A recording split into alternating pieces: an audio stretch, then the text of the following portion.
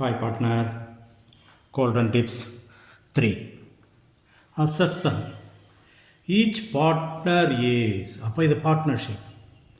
Principal as well as an agent. இது நம்ம டெஃபனிஷனில் படிக்கிறோம். Definition, features of partnership.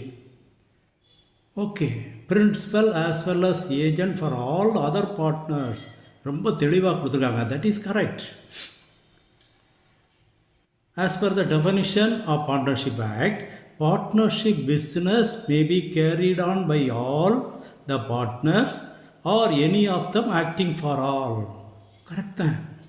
ஏன்னா பிஸ்னஸை பார்ட்னரில் யார் வேணாலும் பண்ணலாம், அடுத்தவங்களுடைய பெனிஃபிட்டுக்காக நம்ம பண்ணுறோம். அதனால் இது ரெண்டுமே கரெக்ட் தான்.